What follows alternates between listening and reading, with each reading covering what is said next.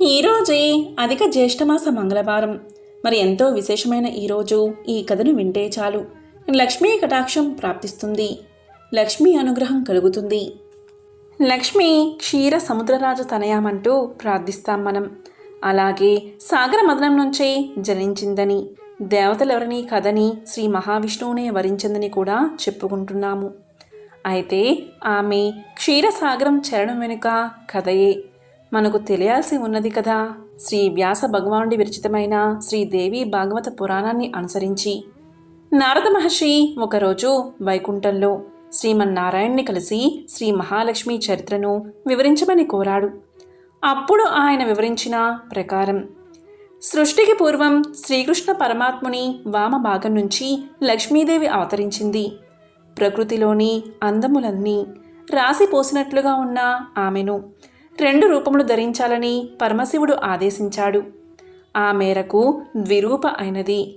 అయితే మందస్మిత వదనాలతో అలరారుతున్న ఆ 2 రూపాలు అందచందాలలోనూ నడవడికిలోనూ ఇలా ఏకోణం నుంచి చూసినా సరి సమానులై బాసిల్లసాగాయి. కాగా వీటిలో వామరూపము లక్ష్మీదేవియే కాగా దక్షిణము రాధ.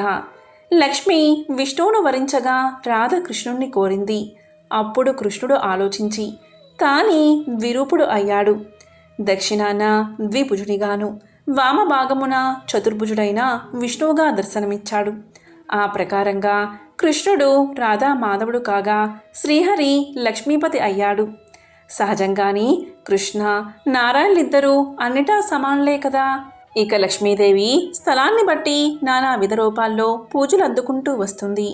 అంటే అమరపురిలో స్వర్గలక్ష్మి, నాగలోకమున నాగలక్ష్మి, పాతాళమున సౌభాగ్యలక్ష్మి, రాజుల చింత రాజ్యలక్ష్మి, భువని భక్తుల నివాసాల్లో గృహలక్ష్మి, గోమాతలలో సురభి, యజ్ఞయాగాలయందు యజ్ఞకామిని అయిన దక్షిణ.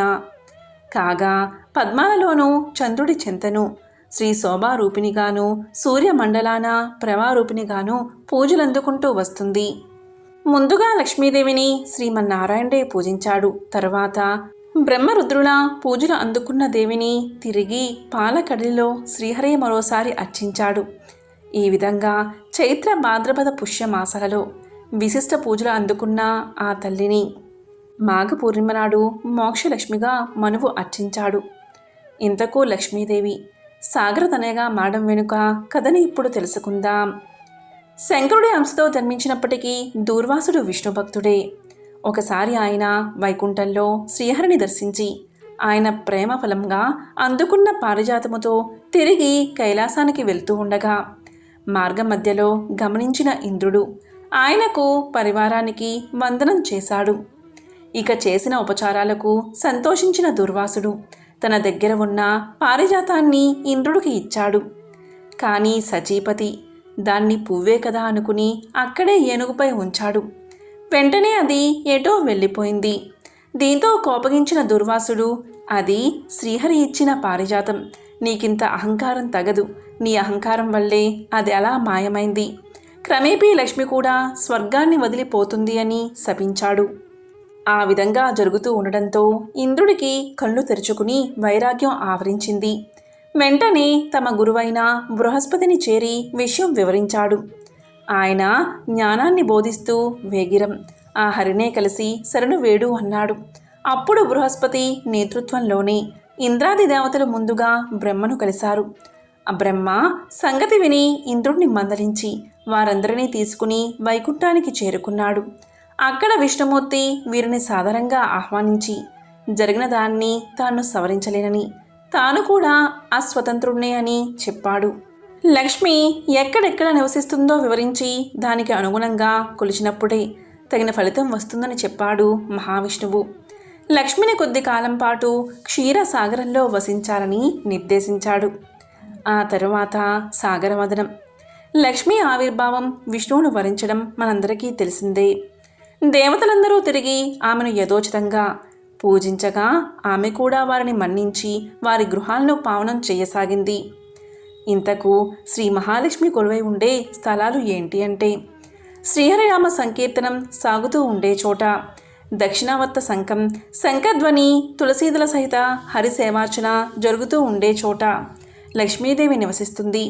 లింగార్చనము, పరమశివుని గుణనామ సంకీర్తనము, శ్రీ దుర్గా గుణమహిమ గానం వినిపిస్తూ ఉండే చోట లక్ష్మీదేవి నివసిస్తుంది.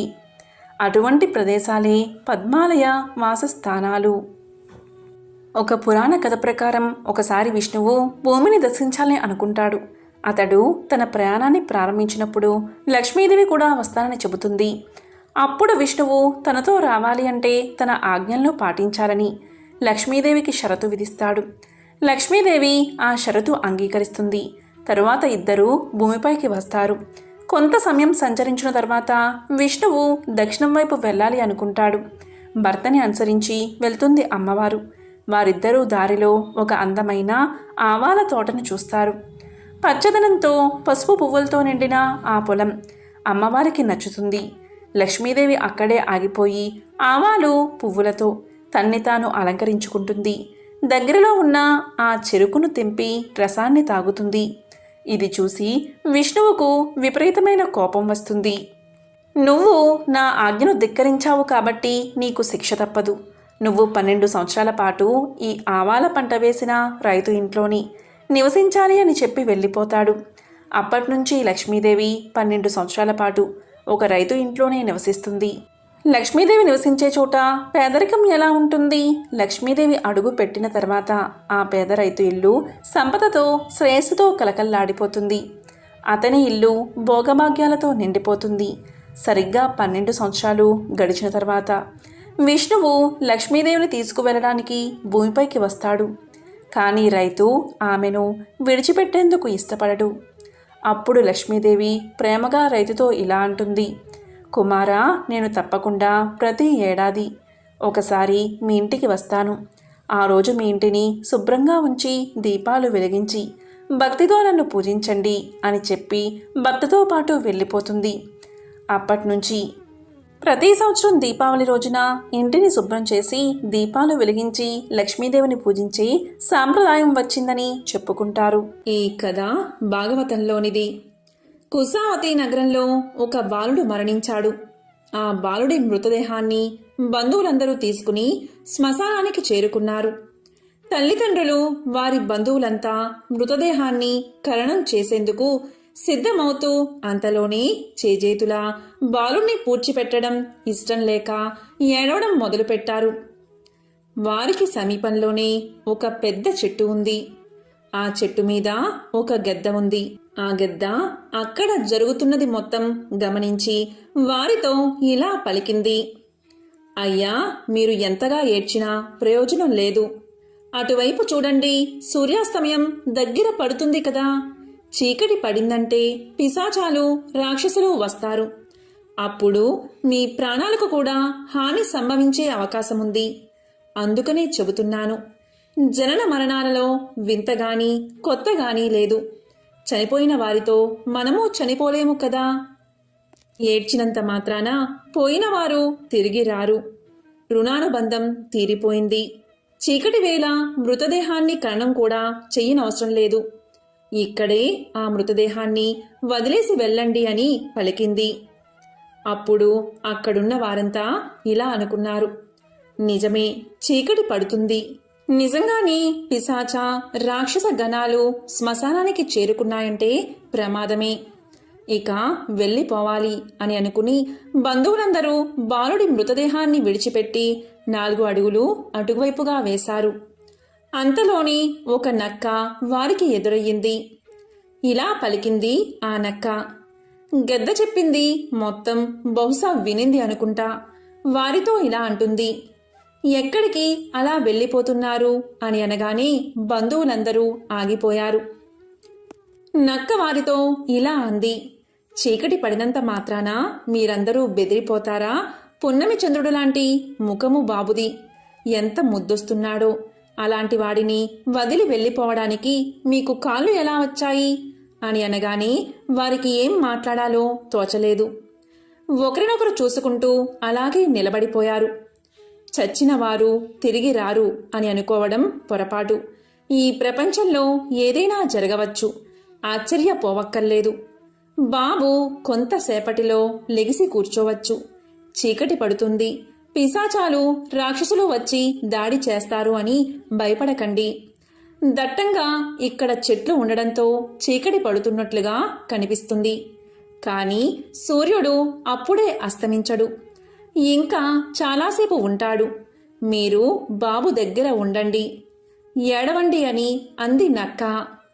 అవును, నిజమే, ఏదైనా జరగవచ్చు, బాలుడు లేచి తిరిగి ఆడుకోవచ్చు అని అనుకుని తల్లిదండ్రులతో సహా బంధువులందరూ బాలుడి దగ్గరకు చేరుకున్నారు. మళ్ళీ ఏడవడం ప్రారంభించారు. ఏడుస్తున్న వారిని చూసి గెద్ద మళ్ళీ ఇలా పలికింది. నక్క మాటలు విని మీరు మోసపోకండి. చనిపోయిన వాళ్ళు బతకడం ఎక్కడైనా చూసారా? యముడికి మనం దొరకనే కూడదు. దొరికిన తర్వాత విడిచిపెడతాడా అని వాపోయింది. బాబు చనిపోయాడు. వాడిని అలాగే ఉంచి మీరు వెళ్ళి బాబుకి ఉత్తమగతులు కలగడానికి దాన ధర్మాలు ఆచరించండి, వెళ్ళండి అని అనగానే నక్క కలగజేసుకుని ఇలా పలుకుతుంది. బాగుంది, చూస్తూ చూస్తూ పిల్లవాడిని వదిలిపెట్టి పోవాలా? అది చాలా తప్పు. ఎలా వెళతారు అని అంటుంది. నక్క మాటలకు గెద్దకు ఎక్కడలేని కోపం వస్తుంది. అప్పుడు నక్క ఇంకా ఇలా పలుకుతుంది. బాబుని చూస్తుంటే జంతువుని నాకే కాళ్ళు ఆడడం లేదు. మనుషులు మీరు ఎలా వెళ్ళిపోతారు? చెప్పుడు మాటలు వినకండి, కొద్దిసేపు వేచి చూడండి. బాబు లేచి అమ్మా అని పిలవవచ్చు. బాబు బతికిన మరుక్షణం వాడిని తీసుకుని వెళ్ళిపోండి. ఇంతసేపు ఉన్నారు కదా, ఇంకొంచెం ఉండలేరా అని అంది నక్క. నక్క మాటలు విన్న గెద్ద ఒక్కసారిగా నవ్వింది. ఇలా పలికింది. నేను పుట్టినప్పటినుంచి చూస్తున్నాను. చనిపోయిన వారు మళ్ళీ పుట్టేందుకు వేరొక గర్భంలోకి ప్రవేశిస్తారే తప్ప మళ్ళీ ఈ దేహాన్ని ఎందుకు కోరుకుంటారు? అది నక్క. దానికి మంచి చెడులు అనేవే తెలియవు. మీరు మనుషులు, మీకు తెలియకపోవడం ఏమిటి అని పలికింది గెద్ద. దాని మాటలు వానికి నిజమనిపించాయి. పిల్లవాడిని వదిలి వెళ్ళిపోవాలి అనుకున్నారు. వారందరూ పదండి అంటే పదండి అనుకున్నారు. వెనక్కి తిరిగి చూడకుండా ముందుకు నడిచారు. అంతలోనే వారిని అడ్డుకుని నక్క ఇలా పలుకుతుంది. చెబితే వినిపించుకోరేమయ్యా, తొందర దేనికి? చనిపోయిన ఒకానొక బ్రాహ్మణ కుమారుణ్ణి రాఘవుడు బతికించలేదా? అయిపోయింది. ప్రాణాలు పోయాయి అనుకున్న శృంగేటి కుమారుణ్ణి నారదముని బతికించలేదా? అలాగే మీ బాధను చూసి ఏ దేవత కరుణించడా? కరుణించి ఆ బాలుణ్ణి బతికించడా? కంగారెందుకు, కూర్చోండి అని పలికింది. అవునవును, ఏ దేవతో వచ్చి ఎందుకు కరుణించకూడదు? పిల్లాడు బతికితే అంతకంటే ఇంకేం కావాలి అని వాళ్ళంతా అనుకుని పరుగు పరుగున పిల్లాడి మృతదేహం దగ్గరకు చేరుకున్నారు. మళ్ళీ బంధువర్గము ఏడవడం మొదలుపెట్టారు. ఇంతలో సూర్యుడు అస్తమించాడు. గద్దకి నక్కకి ఒక్కసారిగా ఆకలి చుట్టుముట్టడంతో బాలుడి మృతదేహాన్ని భక్షించేందుకు రెండూ పోటీపడి బంధువులతో రకరకాలుగా మాట్లాడి బాలుణ్ణి తినాలని చూశాయి. చీకటి వేళ గెద్ద శ్మశానంలో తిరగలేదు. అందుకే బాలుణ్ణి వదిలి వెళ్ళిపొమ్మని కబుర్లు చెప్పింది. పగటివేళ పీకుకు తిందాము అని గెద్ద ఆశ. చీకట్లో బాలుణ్ణి తినడం సుఖం. వంతులకు వాటాలకు గెద్దలాంటి పక్షులు రావు. అందుకని బంధువర్గాన్ని బాలుణ్ణి విడిచి వెళ్ళవద్దని నక్క చెప్పింది. ఇద్దరి ఆంతర్యాలను అర్థం చేసుకున్నాడు ఆ మహాశివుడు. అక్కడే అదృశ్యంగా తిరుగుతున్న ఆ మహాశివుడు అక్కడ జరుగుతున్న దృశ్యాన్ని చూసి పడిపడి నవ్వుకున్నాడు. తరువాత ఏడుస్తున్న బంధువర్గం ముందు ప్రత్యక్షమయ్యాడు. ఆ శివుడు కళ్ళ ఎదుట కోరిన వరాలిచ్చే కొండంత దేవుడు నిలబడేసరికి ఇది కళ నిజమా అనిపించింది అక్కడున్న బంధువులకు. కళ కాదు, నిజమే అని కాసేపటికి తెలుసుకుని చేతులెత్తి అందరూ నమస్కారం చేశారు. అప్పుడు శివుడు మీకు ఏం వరం కావాలో కోరుకోండి అని నవ్వుతూ అన్నాడు. అప్పుడు అక్కడ ఉన్న వారంతా ముక్త కంఠంతో ఈ బాబుని బతికించు స్వామి అని వేడుకున్నారు. దానికి శివుడు కరుణించాడు. ఇంతలో బాబు బతికాడు. నిద్ర నుంచి మేల్కొన్నట్లుగా కళ్ళు నలుపుకుంటూ లేచి కూర్చున్నాడు. ఇక మీదట ఈ బాలుడు నిండు నూరేళ్లు జీవిస్తాడు అని దీవించాడు. ఇక గెద్దకు నక్కకు కన్నీళ్లే మిగిలాయి. నోటి వెంట మాట రాలేదు. సన్నగా నవ్వుతూ చూశాడు మహాశివుడు. అంతే, వాటి ఆకలి తీరిపోయింది. దప్పిక కూడా లేకుండా పోయింది. ఇప్పుడే కాదు, జీవించి ఉన్నంతకాలం వాటికి ఆకలి దప్పికలు లేకుండా చేసి శివుడు అదృశ్యం అయ్యాడు. అమ్మా, నాన్న, అత్త, మామ అని పిలుస్తున్న బాలుడు భుజాల మీదకు ఎత్తుకుని బంధువర్గం ఇంటిదారి పట్టింది. ఇక గద్ద, నక్క తమకు జీవితాంతం ఆకలి దప్పికలు ఉండవని తెలుసుకుని ఎంతగానో ఆనందించాయి. తర్వాతి కాలంలో ఆయా జాతులకు అవి రాజులయ్యాయి. రాజన్నవాడు ఆతులను చూస్తూ ఆనందించకూడదు, వెంటనే వారిని ఆదుకోవాలి. అలాగే కపటి యొక్క కంఠాన్ని గుర్తించగలగాలి. వారి మాటల్లోని లోతులను గ్రహించగలగాలి. గ్రహించి వారికి తగినట్లుగా ప్రవర్తించాలి అని భీష్ముడు ధర్మరాజుకు తెలియచేశాడు. అప్పుడు భీష్ముడు ఇంకా ఇలా చెప్పాడు. ధర్మరాజా, శ్రద్ధగా విను. బలహీనుడు అన్నవాడు బలశాలితో పోరాడకూడదు. పోరాడితే ఓటమి తప్పదు. ఓటమితో పాటు ఐశ్వర్యాన్నంతా పోగొట్టుకోవాల్సి ఉంటుంది. దీనికి సంబంధించిన ఒక పురాణ కథ ఉంది. దానిని శ్రద్ధగా విను అని భీష్ముడు పలకగానే ధర్మరాజు, పితామహ చెప్పండి అని శ్రద్ధగా వింటున్నాడు. ఒక మంచుకొండ మీద ఒక బూరుగ చెట్టు ఉంది. దానికి ఎన్నెన్నో కొమ్మలు, రెమ్మలతో ఆ చెట్టు మహావృక్షమైపోయింది. ఒకసారి నారదుడు ఆకాశంలో ప్రయాణిస్తూ కిందకు చూశాడు. కొండగట్టుని ఆక్రమించి ఉన్న బూరుగ చెట్టు నారదుడికి కనిపించింది.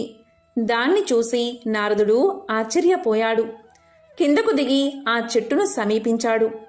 ఇలా అనుకున్నాడు నారదుడు, అబ్బా, ఎంత పెద్ద చెట్టు, ఎంత వైశాల్యం! ఇలాంటి చెట్టును నేను ముల్లోకాల్లోనూ ఎప్పుడూ చూడలేదు. పైగా దీన్ని ఆశ్రయించి ఎన్నో జంతువులు, పక్షులు బతుకుతున్నాయి అన్నాడు నారదుడు. అందుకు గర్వంగా చెట్టు కొమ్మలు ఊపింది. ఆ చెట్టుని నారదుడు ఇలా అన్నాడు, నువ్వేమీ అనుకోనంటే నేనొక ప్రశ్న అడుగుతాను, సమాధానం చెప్తావా అన్నాడు నారదుడు. వెంటనే చెట్టు, స్వామి అడగండి, నేనేమీ అనుకోను అని సమాధానం చెప్పింది. మహర్షి వెంటనే ఇలా అన్నారు, మరేమీ లేదు. వాయుదేవుడికి నీకు స్నేహం ఏమైనా ఉందా? ఉండబట్టేనేమో నీ కొమ్మలు, రెమ్మలు ఇంత క్షేమంగా ఉంటున్నాయి. లేకపోతే విరిగిపోయేవి కదా, నిజం చెప్పు అన్నాడు నారదుడు. దానికి బూరుగ చెట్టు, స్నేహమా? ఏమీ లేదు మా ఇద్దరి మధ్య. కాకపోతే నీకు తెలియంది ఏముంది? నా శక్తిలో 18వ వంతు కూడా వాయుదేవుడు పోటీ పడలేడు. నిజం చెప్పాలంటే వాయుదేవుణ్ణి చూస్తే ఒక్కొక్కసారి నవ్వొస్తుంది అని పలిగింది బూరుగ చెట్టు.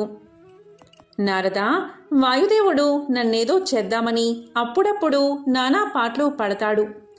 ఆకు కూడా రాజలేడు, అందుకే నవ్వుకుంటున్నాను అని పలికింది.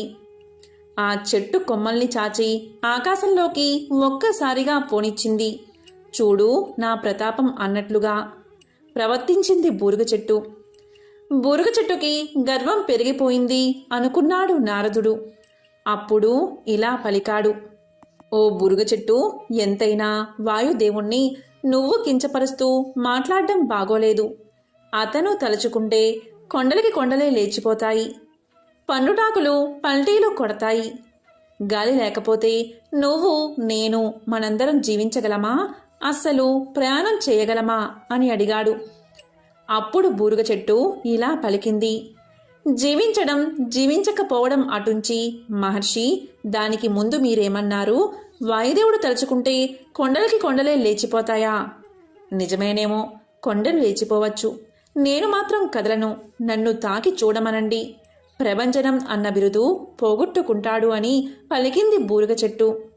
పెద్ద గొంతుతో అరిచినట్లుగా మాట్లాడింది. అప్పుడు నారదుడు ఇలా పలికాడు, కొంచెం గొంతు తగ్గించవయ్యా. వాయుదేవుడు విన్నాడంటే లేనిపోని గొడవ వస్తుంది. పైగా అతని బిరుదే పోతుంది అంటున్నావు. ప్రమాదం సుమా, నోరు పారేసుకోకు అన్నాడు. వస్తాను అంటూ అక్కడి నుండి బయలుదేరి తిన్నగా వాయుదేవుడి దగ్గరకు చేరుకుని తనకు బూరుగ చెట్టుకు జరిగిన సంభాషణంతా తెలియచేశాడు. అలా చెప్పడమే ఆలస్యం. వాయుదేవుడికి చెప్పలేనంత కోపం వచ్చింది. వెంటనే బూరుగ చెట్టుని చుట్టుముట్టి ఇలా అన్నాడు, ఏంటి, నీ ఆకు కూడా రాల్చలేనా? నిన్ను చుట్టుముడితే నా బిరుదుకే ప్రమాదమా? నీకు బాగా గర్వం తలకెక్కింది. దానికి తగ్గట్లుగా అనుభవిస్తావు. త్వరలోనే నీ అంతు చూస్తాను అని అనగానే బూరుగ చెట్టు లెక్క చెయ్యలేదు.